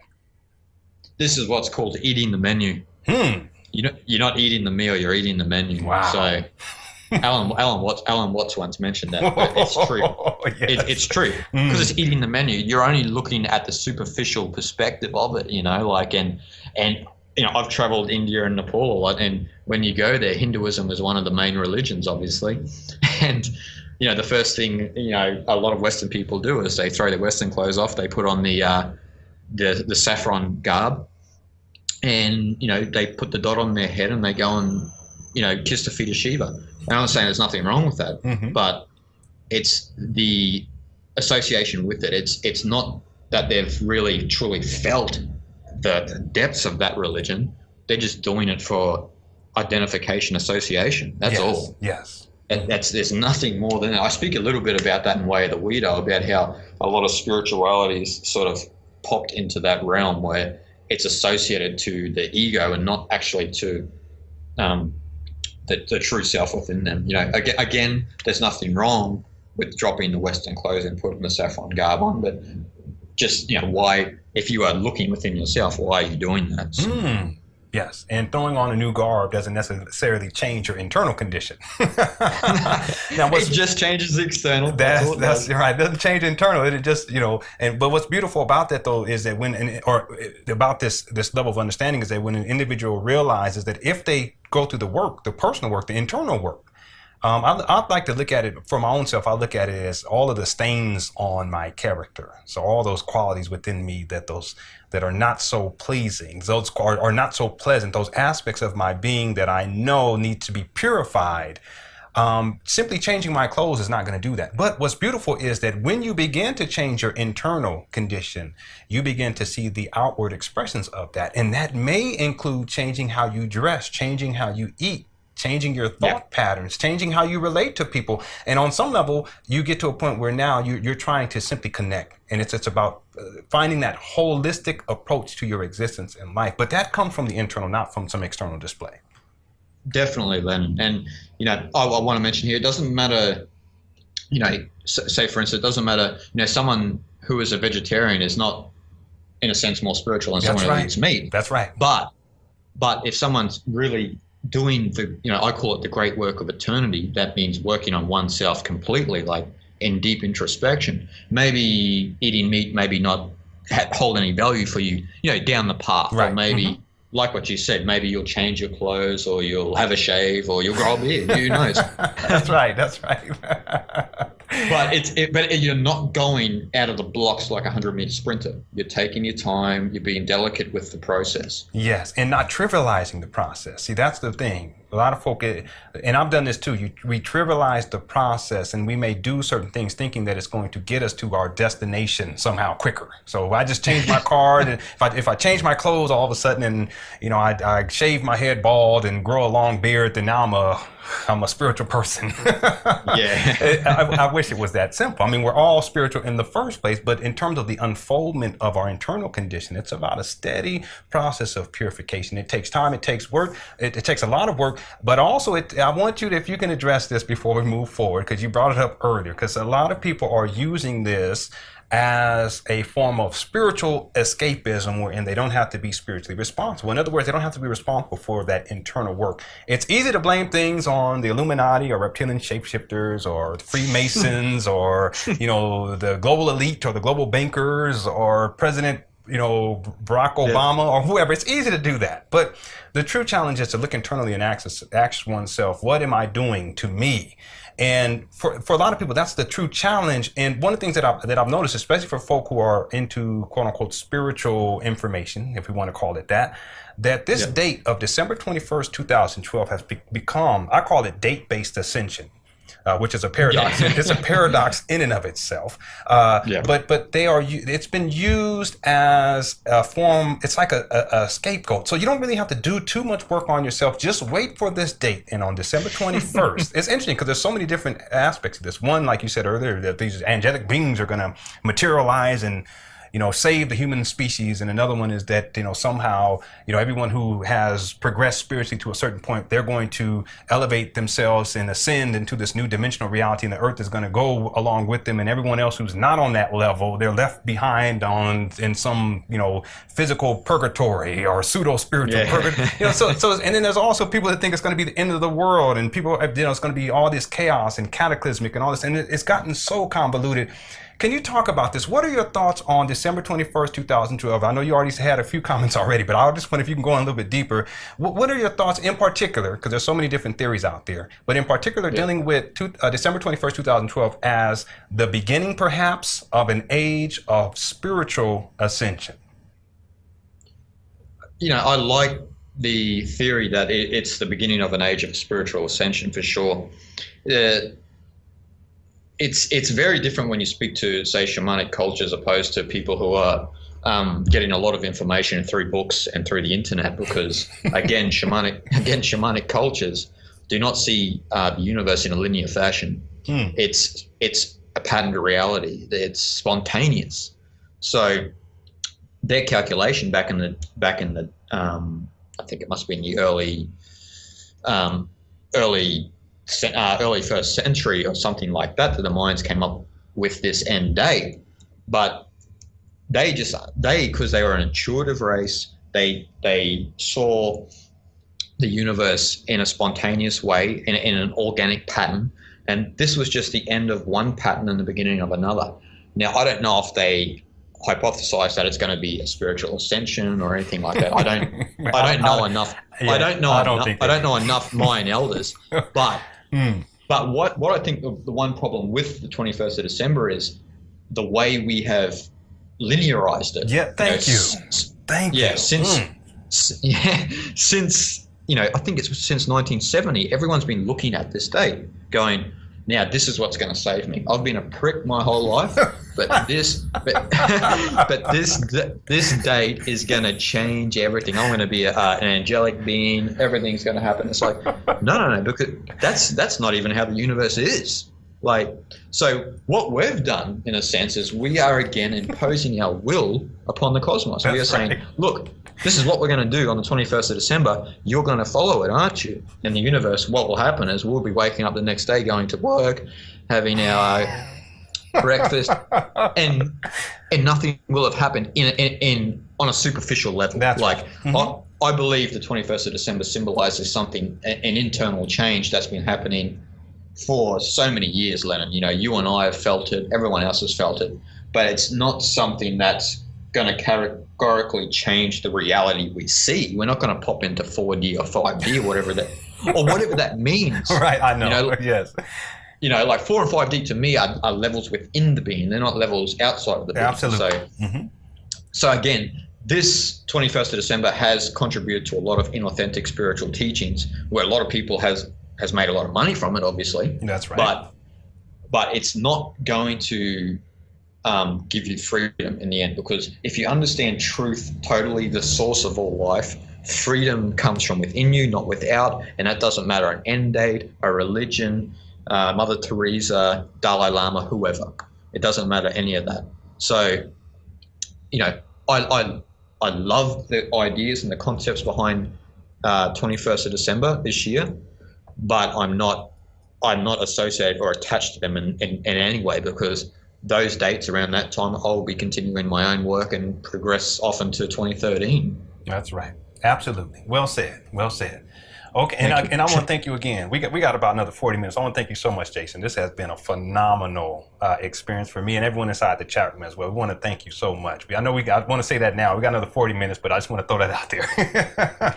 I want to thank you, brother, because you've done a lot of great work yourself, and what I find interesting in a lot of people who are sort of on the grassroots level, like you and myself, is a lot of the good work's actually happening in this realm. It's not in selling millions of books through Hay House or anything like that. A lot of the great work's being done on the grassroots level. The people who are on the streets, not on the streets, but I mean like talking no, I know what you're saying. talking with the common man, and with great radio shows like yourself. A lot of these.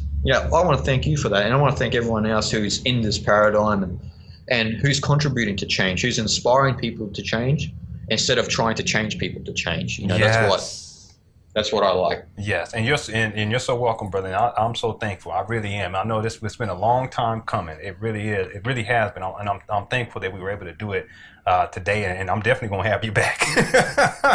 Thanks, brother. Thank you. Now hopefully live in studio next time. Oh, I know, that'd be awesome. That would be awesome. We can get up some tea going on, and we'll sit back, relax, video recording and everything. That's right.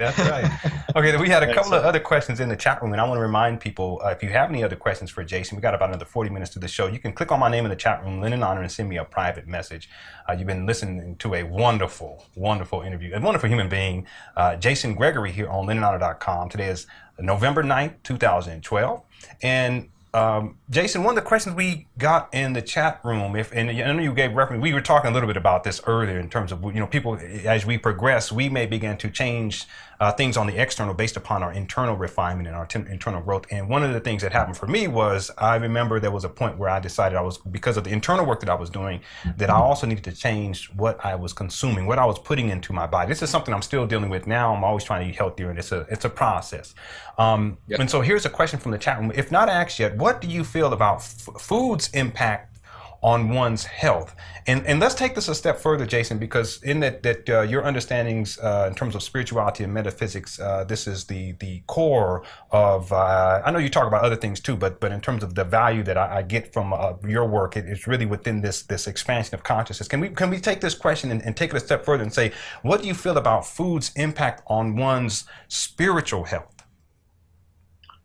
It definitely contributes. There's no doubt about it. Like, food is so intimately connected to the human being because it's a source of consciousness that we consume from the external into our being.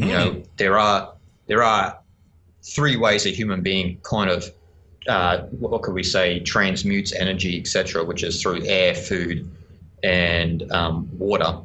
And usually our water is tampered with, we have fluoride in it, etc. We have genetically modified food. I don't want to get into the details of that, but food's very important for me personally. And especially recently, I've had a couple of health problems, which kind of shocked me because I was so engrossed into doing my book that I kind of, wasn't paying attention to my well-being in a physical sense.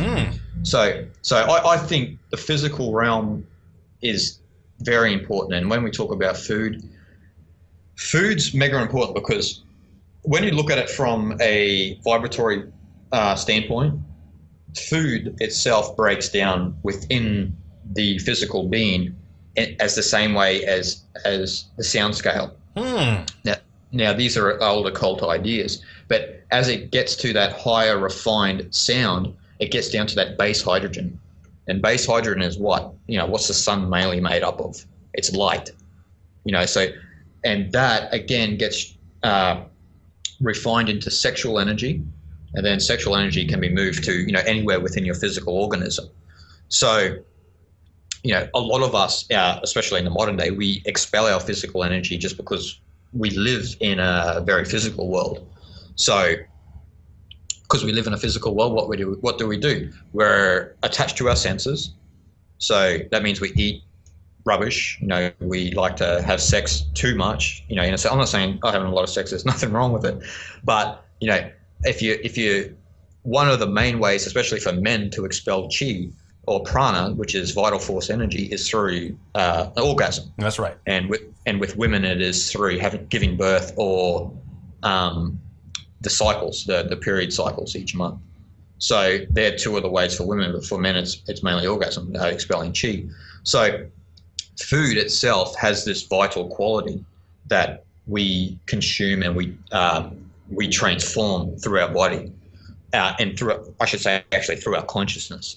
So when we eat food, when our food's not so complex, now that can mean anything to anyone. So people will say, well, does that mean I can't have an Indian curry or anything anymore? And it's like, no, not so much.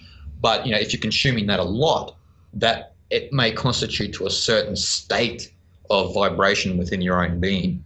So usually non-complex food is very basic. So we're talking about raw foods, salads, vegetables. I'm not going to say anything against dairy, because dairy, in a sense, has a vibratory quality about it. I know a lot of raw foodists will probably disagree with me there, but because it comes from an animal that's in a sense holy, and that's a whole nother show.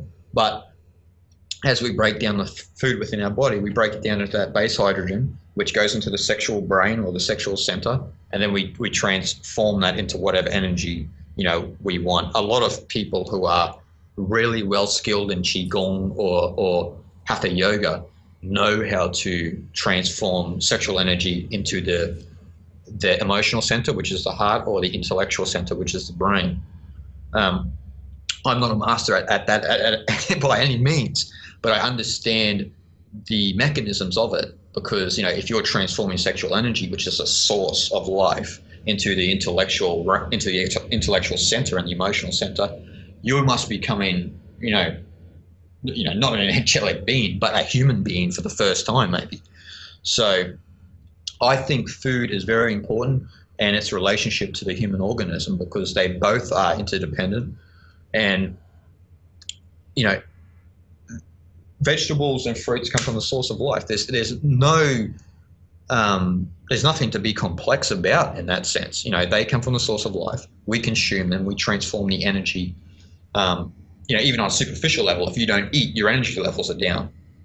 But on an esoteric level, the more we eat a non-complex diet and break that food down within our being, then the more we transform sexual energy into chi and prana that can help not only your physical organism, but your mental states and your own spiritual evolution. There is so many different properties about food and about the human organism that go hand in hand with each other. We can look at, let's say, alcohol. Like, alcohol is an accepted, drug in the world. It's one of the more stupid drugs in the world, we could say, but it's the more accepted drug in the world. And what happens when you have alcohol? What part of the physical organism does it affect? It affects the liver. And the liver, what is the liver's emotional quality? Is anger. So, we usually, because we don't see the energetic qualities of a human being, we obviously, when we see a drunk person who's going out of control, we obviously associate it with their identity. But it's their liver that's been stimulated by the alcohol, which is overstimulating their body, which produces anger. We don't see things that way. That's just one example. The kidneys, the lungs, everything has an energetic quality about it, but I should say an emotional quality about it. And if you have a better relationship with your food, I'm not saying anyone has to, but if you just tried it for, say, 2 weeks, you would obviously see that your brain patterns, your emotional state will become more open, more receptive, and you'll just feel like a human being again, instead of someone who's blocked with energy, anger, frustration. Yes, absolutely. And I agree. I can say that changing what I have eaten over the years has helped me on many different levels, including physically, but also in my spiritual progressions. It has made sense. If I'm purifying my internal condition, I have to look at that spiritually, emotional purification, but also physical purification. And so there's things that I've done and I continue to do to try to keep my body as purified as I possibly can keep it at this current point in my journey. I can do a lot better, but at this current point in my journey. Okay, there's another, sorry, Len, there was one more key thing I wanted to mention about that breakdown of sound, about the breaking the food down to the base hydrogen. One of the key understandings in Hermetic philosophy and Gnosticism and other esoteric wisdom was that when you break down, this may seem very metaphysical to some people, but when you break down that non-complex food down to that base hydrogen, and the more you do that, the essential part of it is being more conscious when you eat. So feel every chew, feel every swallow, not concentrate, but be present when you're eating your food. Now, what this does internally in the energetic world, in the vital body, is you begin to expel past karma. So I know karma is a pretty well-known concept in the West as well now, but karma in the sense of, karma in a sense is not cause and effect, because it is a seed that's planted and a pattern unfolds. So everything you do actually is of itself. So, you punching someone next week, you get punched the week after, that's what you planted. It's not sort of cause and effect. But aside from that, the more aware you are of eating your food, the more conscious you are, the more you're breaking it down into that sexual energy, the more, each and every one of us from our lineage carries past karma. Our emotional states work that way, etc. So we always carry a lot of this karmic lineage through, from our parents, but from our ancestry as well. Like, these are older shamanic, this is older shamanic knowledge. And so the purpose of doing that is the more you do that, and the more you I suppose, in a sense, you're not succumbing to the senses, especially in a sexual way or in eating your food, is that energy begins to build within you. And one of the key concepts in Hermetic philosophy and Gnosticism is that the more that grows, the more that you become a Christ-like being or a Buddha-like being. But the interesting thing about it is, if you continue to do it through your life, if you have a wife or a girlfriend or a boyfriend or a husband, if you choose to have a child and you are both following this purified path, then there is an opportunity for a Christ-like or Buddha-like or Lao Tzu-like or Confucius-like or Muhammad-like or whatever you want to like being to come into this world without any of the lineage's karma. Now, I find that interesting. Like, I cannot say that I've met anyone who has mastered the science of this, but the understanding of it is amazing, that if two people are following this path, the chance that an individual can come into this life without any of those lineage traits is interesting to me. That's associated to food. Absolutely. Okay, and I want to remind people, if you have any other questions as we begin to get to the final segment of the show, if you have any questions for Jason, you can click on my name in the chat room, Lenon Honor, and send us a private message. We had a couple of more questions here inside the chat room, but I want to make sure before we get to those questions, if we can talk just a little bit about your book, your first book, because I want to make sure that we take some time, if you don't mind, maybe we can take maybe 10, 15 minutes just to take a look, get a little bit of a clearer perspective. In terms of your first book, you finished your second one, but your first book, Way of the Weirdo, can you give us an overview about the book, and then also just let us know, to start off, where people can go to purchase the book? An overview of the book is basically about the weirdo's journey. So I think someone like yourself, Lenon, and many of the listeners out there, but it goes in depth into the psyche of where we are at the moment, and delving deep within. But I also address a lot of external phenomena, you could say, in the book. So I do speak about secret societies a little, their effect on the psyche at the moment, but what they truly are is a reflection of us.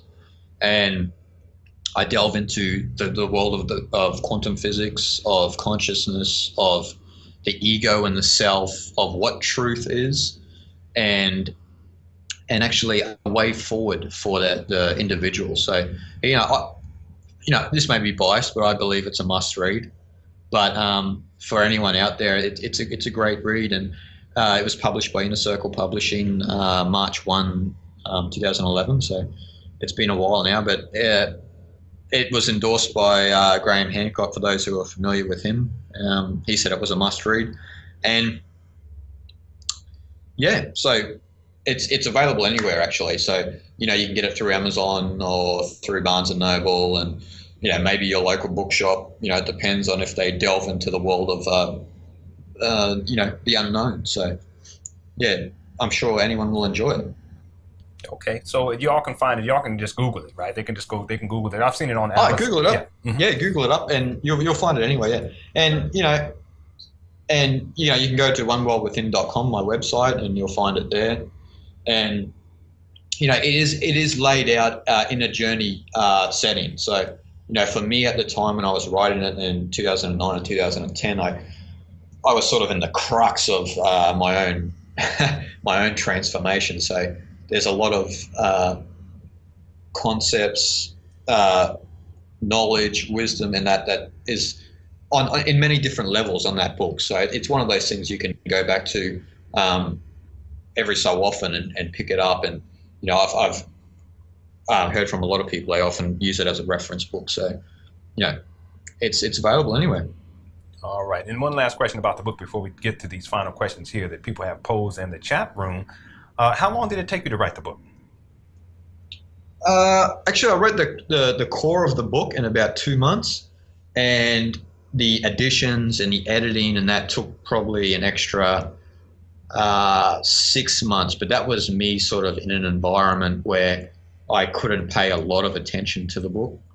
But I usually only had like 2 or 3 hours a day because of, obviously, at that time I was working in a job, and I needed to pay rent. So there was a lot of attention taken away from it. But majority, I would say, all in all, it was about 6 months for me to write the book. But again, 2 months of it was written actually here in Thailand, where I was living in an isolated place in the north of Thailand, and there's just nothing around. There's just trees. So you're pretty open at that time. So it kind of flowed from there, and I'm proud of the book actually.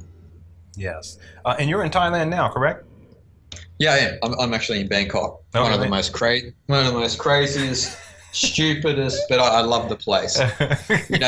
You actually see everything ridiculous about humanity and inspiring about humanity in one day. But it's a place I come back to because it's a transit area, and hopefully it's a transit area before I come and do a tour in the US. So yes, that should be happening around March, I hope. Yes. Well, keep me updated. I'm definitely going to have you back because this is wonderful information, and you're just a really positive human being, really. And you can I can tell how you speak. You recognize that your journey it's ever unfolding. And that where you're at now is where you're at now, and you're going to be someplace totally different soon enough. And I can see you don't have an attachment, to where you have been or where you're currently at. And I'm inspired by that because that's how we can continue our growth is, by recognizing that where we're at right now, it's just in the moment, and that we have to continue to progress in life. And I can definitely see you as someone who can inspire that in people to have that motivation. We had a couple other questions. Thank you, brother. Oh, you're very welcome, bro. We had a couple other questions inside the chat room as we begin to wind down the show. And I want to thank everyone again for tuning on in. If you have any final questions, you can click on my name inside the chat room and send me a private message here on lenonhonor.com. Jason has brought up a man named Terrence McKenna, who happens to be he was a spokesman on psychedelics. Would you ask Jason to expand on psychedelics and Terrence McKenna? Do you have any thoughts on Terrence? I think Terrence was a very interesting individual. Yeah, I'm a personal fan of his. Yeah, he was a genius. I know that. Yeah, he was definitely for me, because my relationship with Terrence No, I mean, my understanding with Terence sort of came from understanding more of Chinese philosophy. So he delved a lot into the I Ching, which is a sacred Chinese book, which is trying to, in a patterned way, translate the Tao to an intellectual mind, which, it's one of my favorite books of all time, and a very mystical book. But Terence was very well schooled in the I Ching. But what I found interesting with Terence and his relationship with the I Ching and psychedelics was he came up with the concept of time wave zero, which culminates actually in 21st of December this year. But, but it was a relationship of the plant related to him in a pattern sense, the I Ching in a time scale. So, but it was more like in an ebb and flow sort of scale. But it culminated in 21st of December. Apart from that, I know a lot of Terence's revelations through psychedelics. I myself, I can say from now, I actually haven't had any psychedelics. I'm still open to have them if I ever travel to the Americas. But so my relationship with Terence sort of is not from a psychedelic sense. It's more from a Chinese philosophical sense. But I love his information on psychedelics, his the way he can translate his experiences of psychedelics in the spiritual perspective, which I think has actually helped a lot of people in the West progress with their understanding of sacred plants. Because I think it was from the 60s and the 70s we kind of, it was new to us, the whole LSD phenomenon, and et cetera, because the wars were going on at the time and people were in rebellion. So they were really only having psychedelics as a release. They weren't having it as a intuitive experience, which I believe Terence brought to the forefront, actually, of the Western psyche. Yes. And that's another thing I think that people have to be aware of, because we talked about that earlier, the Western psyche, just the orientation that folk, and I'm saying we have in the West. And that's to say that something may be functional, totally functional for someone who has a particular mindset, and that behavior, that activity, that idea, that concept may be totally functional for them. But it's only functional to the degree that it works within the scope of their mentality. Yeah. If you're dealing with folk on the West, we have, and especially in the West, and I'm talking because I grew up in the West, we have to be very careful because there's not a direct translation. You have to transform your mentality first. And I'm saying this so that people can be clear about this. Yeah. You don't go jumping into doing things that other folk may be doing for spiritual purposes if your mentality is not in line with why they are doing it, and then to be able to reap the benefits of why they are doing it based upon their mentality. You have to transform your internal being first. Don't go out there and go get don't, because I've seen so many people do this, and then they run in these cycles, and then in some cases it leads them down very dark and insidious paths. And I think it's very important. Just one of the most important messages, I would say, in my opinion, that you brought to the forefront today was this dichotomy, if you will, this mentality that we have in the West. And sometimes this mentality trivializes the experience or the thought or idea that may be sourced from an Eastern philosophy or an Eastern practice or a quote unquote indigenous practice, but not transforming the mentality of the individual in the West in the first place. And I think that in order for us to come into a balance, and this is what you were alluding to earlier in terms of as a species, that there has to be a marriage between the two, come into a balance, but you can't just simply take one thing, one element out of the Eastern culture or Eastern mysticism and then totally apply it to your reality. You have to transform your internal being first, and you have to get your consciousness in line with it first so that you can actually reap the benefits. Exactly. And I'd like to add, Lenon, this is just to elaborate more on what you said, because you did cover it well, but the taking ayahuasca or psilocybin or iboga or any of these psychedelic plants is not going to give you liberation or freedom in any sense. Mm-hmm. Like, again, if you're looking to it for that, it may sort of shed a lot of your egoic skin, but it's not going to give you liberation. It's a tool, like a shaman would find it amusing that they do find it amusing actually that Westerners come and think that they're going to get liberation through just taking ayahuasca once. Because, the shamans don't really have ayahuasca that much. They have it. That's right. They're not on ayahuasca every day. That's right. Ayahuasca binges. Yeah. Could you imagine? So, again, it is that linear way of thought, because we think that freedom and liberation is in the distance, and it's not. It's here and now. But it is here and now. But in a sense, you need to grow to understand more that it's here and now. So if you haven't shed a lot of that skin, like you were talking about, if you haven't started the internal work, started throwing the conditioning in the garbage, then taking ayahuasca and that will just do nothing more than confuse you even more if you don't understand the spiritual aspect of what the spirit of the plant is. So, I don't recommend anyone to do anything. They can do whatever they want, but, you're not going to get realization through taking ayahuasca and then just going back to your job at Wall Street. There's nothing like that's going to happen. That's right. Yeah. Yes, and we had another question from Guy inside of the chat room. My question is in regards to our alphabet, and I'm assuming that Guy is referring to the English alphabet. Reading and learning, does he have any recommendations for learning techniques for children? You have any recommendations for learning techniques, maybe something that you've learned in the East in your travels in terms of reading and learning? Because I know there's been people who've brought information about this in terms of even reading from left to right in terms of accessing certain parts of the brain, and people are being led to, access or use certain parts of the brain and not take a holistic approach. Do you have any techniques of learning that you've seen for children in the East?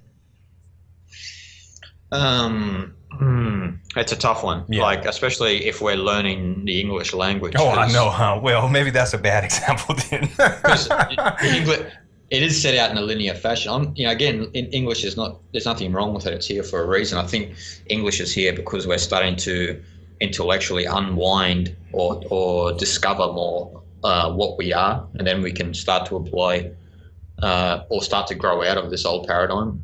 Who knows if English will be around? I'm not sure. I would say, the greatest thing in the East for a lot of children is, and what I find in the East is, especially when you go to places like India and Nepal, is 4 and 5-year-old kids can speak English. I find this absolutely amazing. You have 4 and 5-year-old kids, a sparkle in their eye, not a drop of money to their name, but they can speak English and they can still speak Hindi or Nepali or whatever their indigenous dialect is. But I would say probably the best thing for a child would be to try and learn a different language at a young age. Have their traditional language, obviously, which they can speak with their mum and dad. But, try learning Chinese. Put that into practice, because the way the world's actually going is, Chinese is the most spoken language on the planet. I don't know if there's an energetic quality behind this, because we are transforming out of this old pattern. So if we are transforming out of an old pattern and understanding that that the universe is spontaneous and not linear, then that means that the language would have to reflect that. Now, I'm not saying it's going to be Chinese, but I'm saying that it's interesting that Chinese is the most spoken language on the planet. So I don't know. I sometimes don't like to give answers for parents for their children, because parents usually know best. That's right. But I would say the best thing for the child to learn and to grow would just to give them another option. Don't just let them learn English. Give them another option. Give them a book on Sanskrit or a book on Hebrew or something like that, just to let them flow with it and see what happens. Yes. Because I can tell you, I don't speak a different language, but I can see that the people that I know in my life that can speak 2, 3, or 4 languages are much more intuitive, easy to adapt to different environment. There's just something about it. There's a vibratory quality about speaking a different language, because when you think about it, if you were to learn English and you can speak Chinese, for instance, these are 2 totally different paradigms, where you've got to understand pictures opposed to letters, basically. And how to intuit the picture. So, I would say that would be my response to that. I don't know as if there is any particular technique that would let the child learn it quicker or speak it better or move more fluently with it, but that could be a work in progress. Mm-hmm. Absolutely. And we want to thank everyone who has asked questions inside the chat room, and thanks to everyone who has contributed to this wonderful, wonderful show with our special guest, Jason Gregory. Jason, that was one of the questions. 2012, there has been propaganda about an alien invasion or alien contact on December 21st, 2012. From your vantage point, do you think that something like that is going to happen on December 21st, 2012? No. I only say no bluntly like that because, I've heard it all before, I've kept my mouth kind of a lot quiet through 2012 because a lot of people have obviously projected their own mental ideas onto what they think's happening this year. Mm-hmm. Like we heard a lot of the alien invasion stuff about the Olympic Games. Yes. And I'm not saying I'd never looked into it. Over the years that London got the Olympics, I obviously was intrigued that Zion was symbolically embedded. Mm-hmm. and I saw a lot of the advertisements, including alien intelligence. But, what a lot of people need to understand, and I think that they're starting to maybe slowly understand, is that people that are running corporations, running the bankers, the elite, the secret societies, etc., they don't give anything on face value. That's not how consciousness grows and expands or works to their benefit.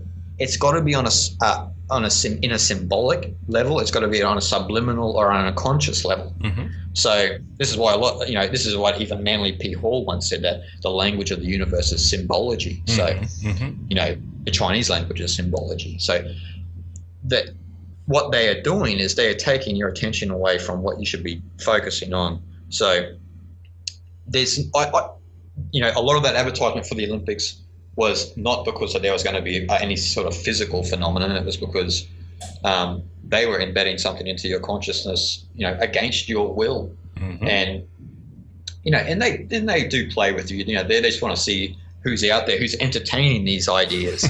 but I'm not saying that there's, no other life forms in the universe. That'd be ridiculous. There's infinite amounts of other intelligences. There are aliens. There's humans that look like us. We could go on, but I don't think that in the way that the universe works and operates, I don't think that anyone from the outside is going to come and shed any light on our existence. Actually, from the outside, a lot of this has came about because of a lot of the teachings of, I suppose, Zecharia Sitchin and other people who, express their views on reptilian life forms, etc. So, I don't expect a big mothership landing on the White House lawn on 21st of December. Again, I think it's a distraction.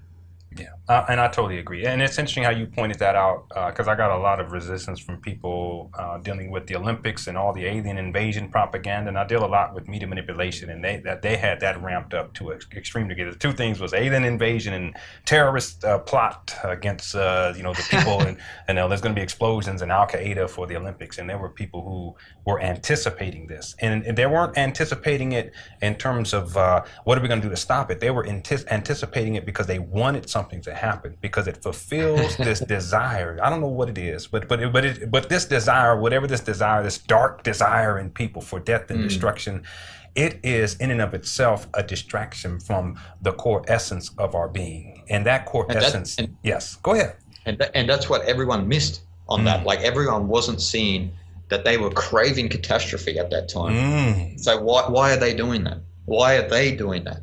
Because, you can forget about why the elite are doing it. Like, that's just something, that's external phenomenon. But why are you so thirsty for an atomic bomb to go off in the tube station of London? Yes. What is that about you?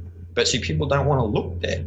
They don't want to look there. It's too difficult to look there because they've got someone to blame it on now. They've got the elite. And the thing is, like, when you think about it logically, like the elite themselves are not outside of the scope of the universe. They are part of it as well. So they themselves are spontaneous in nature, like we are. And they're not going to advertise their next false flag terror attack. It would happen like 7/7, like 9/11, which, you know, you could, if you were well skilled in synchronicities and numerology, you could probably trace a certain pattern up to that point. But there's no way that they're going to advertise what they're going to do openly. Like, you know, the Olympics was just a play on words, really, against the people who are more aware to this stuff. Yes, absolutely. And that's such an important point. And again, like you said in the beginning, for anyone who's tuning in, if you're at that point, it's okay. Just be open to greater possibility. And you talked about this earlier. I mean, we're all in our own progression, and we've been there. I know I've been there when I was always looking for the latest conspiracy theory. And anytime there was an earthquake or there was a new storm that came through, I thought someone's flipped on heart for some reason, and, you know, all this kind of thing. And I can say that that was part of my experience, and I embraced that. I recognize its purpose. But in terms of me getting to a more empowered place in my life, to where now I can have radio interviews and have people on like you, I would not have been able to do this had I not looked internally and asked myself, why am I so attracted to that? See, once I begin to refine myself and look at the stains within me, you know, that's how I look at it. It's like just washing oneself, cleansing, purifying oneself. I begin to work on myself. Things begin to change. My mentality began to change. And then now I'm at a point where it's like, look, I just want to help people. I don't want to worry about what I think someone else is doing to me or doing to the world or the Illuminati elite. I can't focus on that. I have to help people. And how do I help people? By having people on like you. You know what I'm saying? It's a totally different orientation. And I want to thank you so much, Jason. I do have one final question. If you just have about 5 more minutes, I would just like to ask you, because anytime I can ask a final question for guests, I try to fit one in here. And the question is, in your wonderful journey, what has been the most important lesson that you have learned thus far? It's a big question. Trying to move from that place, like we were just mentioning, that chaotic place of where you feel you don't fit in the world, so you despise it in a sense. So to move from that place to truly embracing the world, truly trying to love the world for what it is, instead of trying to fight it, trying to oppose anyone's will, trying to project your opinion onto anyone, but to truly just trying to embrace and love every aspect of it in a very humble way, without, you know, any distraction from that, is for me been the biggest learning process. And it's one that I'll continue to learn from, because, you know, the ebb and flow of the universe has its way. You know, we do have our daily challenges. We do have, you know, no one wants anyone to die unjustly or even justly. You know, no one wants that.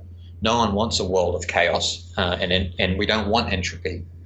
And for me, it's understanding that, you know, trying to embrace and love even the most frivolous crap of the planet, the most violent human being on the planet, to try and love them more and more and more, and see in them that, you know, what they are projecting is still something about yourself which you have to work on.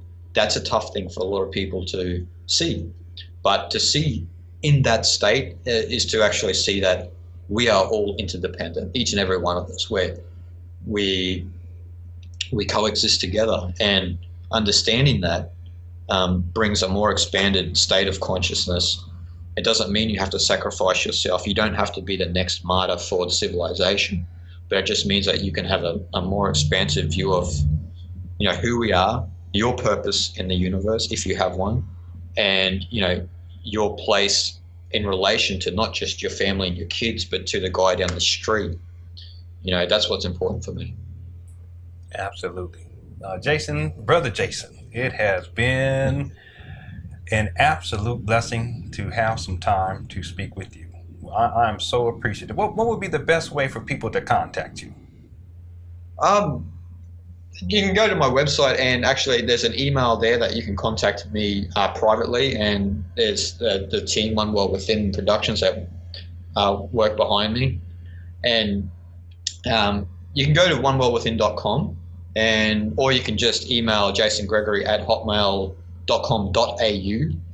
And also you can I'm all through the social media network, so everyone's pretty savvy with Facebook and that these days. So if you just go to Facebook, you'll find me. So and I'm sure they'll find me through exploring you, Lenon. So, and I want to mention it's been a pleasure to meet you today, Lenon, and the work you do, and just your that humble sound of your voice. I truly know you're working with the spirit, brother.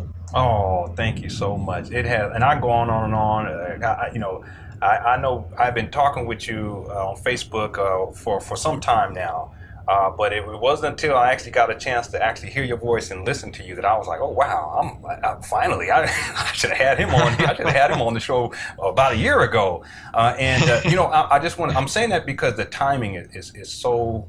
It's just so on time for me to be able to sit and listen to you. It is so on time, and I can go on and on with appreciation, but I just want you to know that I send you a lot of love, a lot of peace, and a lot of appreciation on behalf of myself and on behalf of my family. And I wish you all, and because I know you're doing a lot of work and you're out there doing it, and you're helping a lot of people, but I bless upon you, if you don't mind, all levels of success that you deserve, because the message that you're bringing, it's so powerful and it's so needed and it's so timely.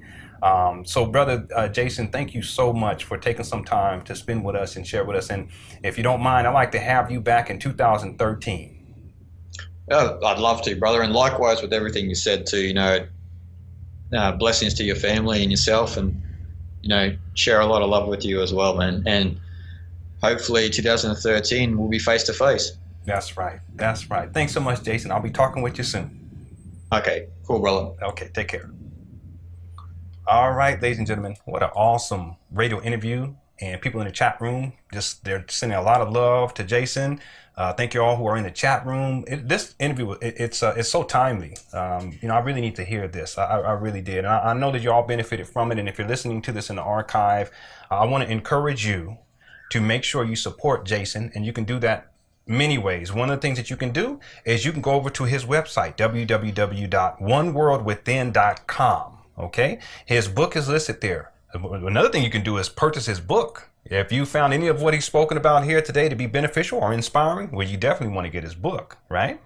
You can also help out by adding him as a friend on Facebook and spreading the word, right? He's also on Twitter under One World Within. He has a YouTube account, One World Within, Facebook under Jason Gregory, and he's on my friend list. So if you like, you can go look on my friend list and you'll find him there. His book is Way of the Weirdo. Okay. And I thought that his other book was The Sacred Sound of Creation, but his other book isn't out yet. And we're going to be anticipating. We are going to be anticipating this next one. Okay. And as soon as I get word on when it's going to come out, we'll have him back to talk about it. And we'll have him back again and again and again. It's just a wonderful human being, really. Just a wonderful human being. I feel like a kindred spirit here. So I want to thank Jason so much.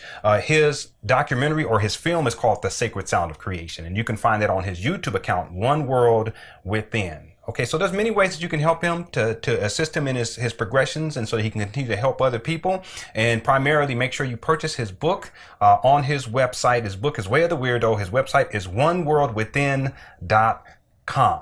Okay? All right. I want to send everyone a lot of love, peace, and positivity. And thank you so much for being here. I want to thank all of our listeners who were in the chat room and sent in questions. We do appreciate it. I know we didn't get to all of the questions. We got to as many as we possibly could. So I want to thank you for asking your questions. I also want to thank Sean, who is the web designer here. And also want to thank Herman, who helped me to set up these radio shows here on LenonHonor.com. I do appreciate your support as well. Join us tomorrow. We have another radio interview guest at 12 noon Pacific Standard Time here on LenonHonor.com.